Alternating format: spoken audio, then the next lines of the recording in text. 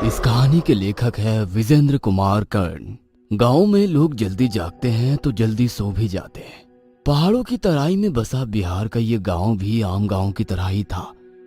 हालांकि अब कई गांव भी आधुनिक होने लगे हैं, लेकिन बिहार का ये गांव अभी भी पिछड़ा था। अमावस्या के दूसरे दिन की बात है।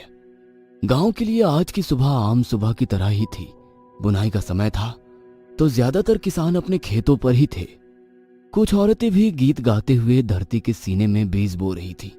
गीत गाते हुए फसलों की बुआई का नजारा देखना एक अलग तरह का अनुभव आपको देता है, और ये अनुभव आपके जहन में ताउम्र ताजा रहता है, और साथ ही ताउम्र याद रहती है कुछ खौफनाक यादें भी। विवेक को अपने बाबूजी के साथ इस समय खेत पर ही होना था, लेकिन आज खेत पर ना जाकर वो अपने कमरे में सोया हुआ था।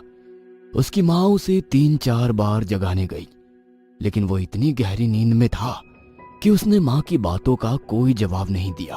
अमूमन ऐसा कभी नहीं होता था कि विवेक इतनी देर तक बिस्तर पर रहे। उसकी माँ को लगा कि क्या पता विवेक की तबीयत खराब हो, इसलिए उन्होंने उसके सिर को छुआ। विवेक का सिर लोहे की किसी गर्म छड़ की तरह था। हे भगवान, इसे तो तेज बुखार है। विवेक, विवेक बेटा, बेटा विवेक। लेकिन विवेक ने अपनी माँ की बात का कोई जवाब नहीं दिया। विवेक की माँ ने उसे फिर से जगाने की कोशिश नहीं की और घर के पीछे अपनी बाड़ी में लगे कुछ पत्तियों को तोड़ने चली गई, ताकि जागने के बाद उन पत्तियों का काढ़ा विवेक को पिला सके। गांवों में अभी भी ज्यादातर लोग अपनी छोटी मोटी बीमारी को अपने घर के बाहर बाड़ी में लगे जड़ी बूटियों के पौधों से ही ठीक कर लेते हैं। विवेक की माँ ने उन पत्तियों को तोड़ा और फिर सिलबट्टे पर उसे पीसने लगी। पीसने के बाद ही उन पत्तियों को काली मिर्च के साथ पानी में उबाला जाता है, फिर रोगी को पीने के लिए दिया जाता है। बहुत ही आजमाया नुस्खा था ये। खटर खटर खटर की आवाज सिलबट्टे से आ रही थी और सिलबट्टे पर पड़ी वो पत्तियां धीरे धीरे उसकी रगड़ से पीसती चली जा रही थी। तभी विवेक की माँ के कानों में कुछ अजीब सी आवाज सुनाई दी। उन्हें ऐसा लगा कि कोई जानवर गुर्रा रहा है। विवेक की माँ भागी वही घर के दरवाजे तक ये सोचकर आई कि कहीं कोई जंगली जानवर तो घर में घुस नहीं आया है। गांव में पहले भी कई ऐसी घटनाएं हुई है जिसमें पास के जंगलों से निकलकर कोई भेड़िया या चीता गांव के मवेशियों को उठाकर ले गया है। हालांकि ऐसी घटनाएं रात को ही ज्यादा हुआ करती थी। फिर भी एक अनचाहा डर विवेक की माँ को दरवाजे तक खींच लाया, लेकिन दरवाजा तो बंद था। उन्होंने राहत की सांस ली और फिर सिलवट्टे की ओर बढ़ने लगी। तभी उन्हें फिर से गुर्राने की आवाज आई, और ये आवाज विवेक के कमरे से आ रही थी। फिर से एक अनचाहे भय ने उन्हें घेर लिया और पल में ही ना जाने कितनी बातें उनके जहन में आ गई, और वो भागती हुई विवेक के कमरे की ओर गई। लेकिन जैसे ही वो विवेक के कमरे में गई, उनकी चीख निकल गई। विवेक की आंखें बिल्कुल चढ़ी हुई थी, उनका रंग सुर्ख लाल था और विवेक किसी जानवर की तरह गुर्रा रहा था। क्या हुआ बेटा, क्या हुआ? विवेक ने अपनी माँ की बातों का कोई जवाब नहीं दिया, उल्टा उन्हें अजीब सी नजरों से घूरने लगा और कहा, मांस, मांस खाना है, मुझे मांस खाना है। विवेक का पूरा परिवार शाकाहारी था। बचपन से लेकर आज तक उसने मांस खाना तो दूर, उसकी तरफ देखा भी नहीं था।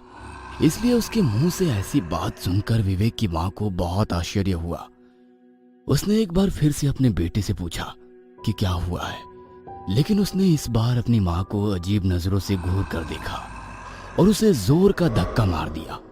उसकी माँ दूर जा गिरी। विवेक अब भी अपनी वही रट लगाए हुए था, मांस खाना है, मुझे मांस खाना है। अचानक विवेक ने जो किया उसे देखकर विवेक की माँ भागती हुई विवेक के पिता के पास खेत में गई। मांस मांस चिल्लाते हुए विवेक ने अपने जांघ पर अपनी दांतों को गड़ा दिया और जांघ के मांस को अपनी दांतों से खींचने लगा। कुछ देर बाद उसके जांघ का एक बड़ा सा टुकड़ा उसके मुंह में था और वो उसे चबा रहा था। विवेक के पिता ने जब ये बात सुनी तो वे भागते हुए अपने घर की ओर आए, और जब वो घर पहुंचे तो वहां पर एक अजीब सी मनहूसियत का उन्हें आभास हुआ। उनकी दिल की धड़कनें इतनी जोर जोर से धड़कने लगी कि ऐसा लगा कहीं दिल ही बाहर ना आ जाए। विवेक अपने कमरे में मरा पड़ा था।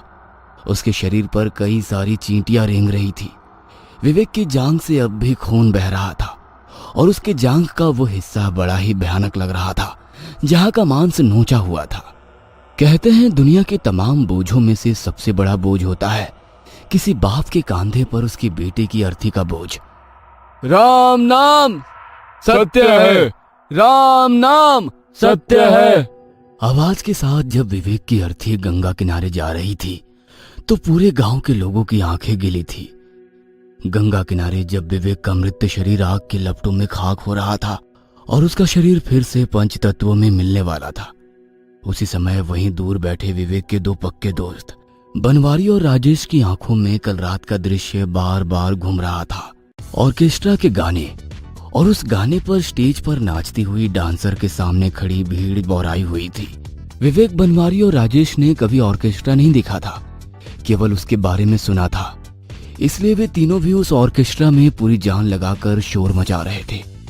लेकिन उन तीनों को एक डर ये भी था कि उनके घर वालों को उनके ऑर्केस्ट्रा देखने की बात पता लगी तो उनकी जम के मरम्मत भी हो सकती है। इसलिए उन्होंने किसी को भी पास के गांव में हो रहे ऑर्केस्ट्रा के बारे में नहीं बताया था। रात के लगभग 2 बजे संगीत का शोर थमा और वे सभी अपने गांव की ओर लौटने लगे।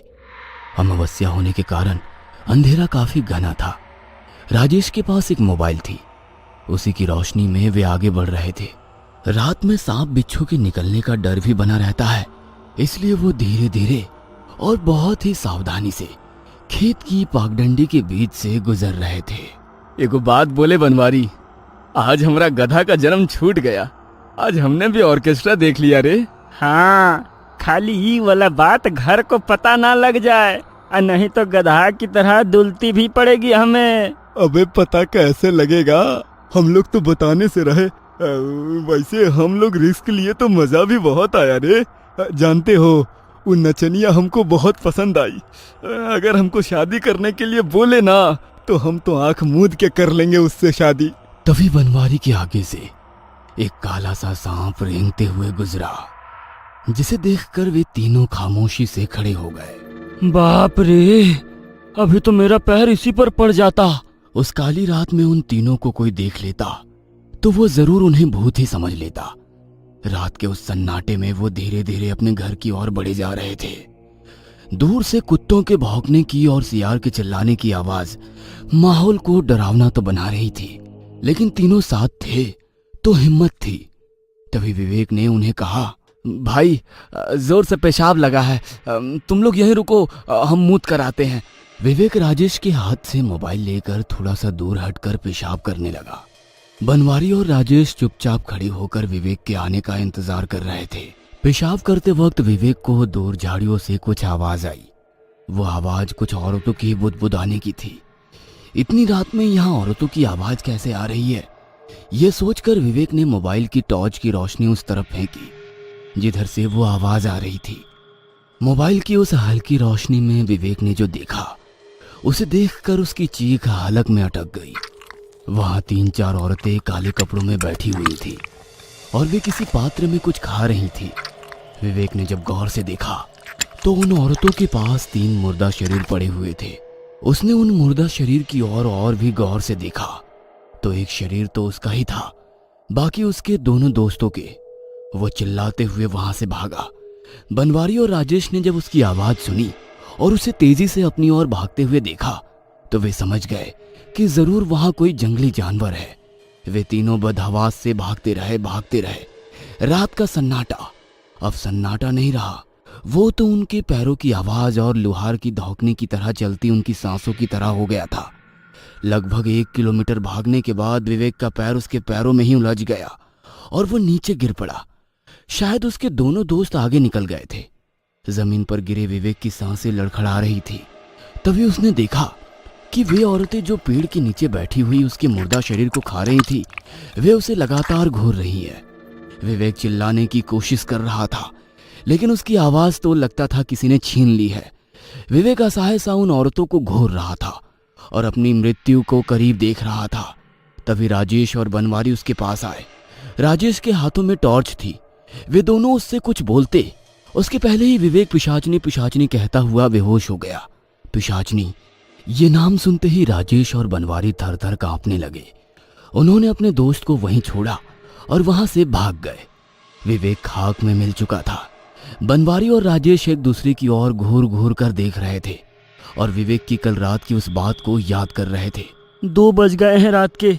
4 साढ़े 4 बजे पूरा गांव जागना शुरू कर देगा। हम लोगों को उनके जागने के पहले पहुंचना है। हम कह रहे हैं शॉर्टकट से चलो ना। तुम पगला गया है का? हाँ, तुमको पता नहीं है कि शॉर्टकट वाला रास्ता के बारे में गांव वाले क्या बोलते हैं? अरे तुम भी ना पगला है एकदम। गांव वाले तो पुराना वाला कुआं के बारे में भी बोलते हैं कि उसमें लक्ष्मी चाची की आत्मा रहती है। हाँ, कभी देखा है कोई? अरे कोई देखा होगा तभी तो बोला होगा। तुम ये कहो ना कि तुम्हारा उस रास्ता से जाने से फट रहा है, क्योंकि गांव वाले कहते हैं कि अमावस्या की रात को वहाँ पिशाचनी लोग साधना करने आती हैं और आज अमावस्या ही है। विवेक तो उस रात खेतों में ही मर गया था। पिशाचनी ने उसके शरीर पर कब्जा कर लिया था और वो उसके घर बनवारी और राजेश की तलाश में गई थी। शमशान घाट में बैठे बनवारी और राजेश के दिमाग में एक ही बात घूम रही थी कि वे तीनों ही उस रास्ते से गुजरे हैं। उन तीनों को ही पिशाचनी ने देखा होगा। इसका मतलब मरने की बारी अब उन दोनों की है। उन्होंने ये तय किया कि गांव के बुजुर्गों को कल रात की पूरी बात बताएंगे। क्या पता उनके पास इस बात का कोई हल हो और वे उन्हें मरने से बचा लें।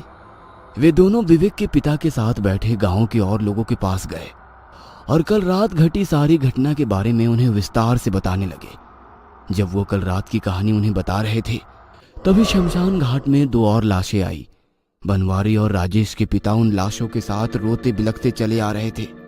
राम नाम सत्य है, राम नाम सत्य है की आवाज चारों ओर गूंज रही थी।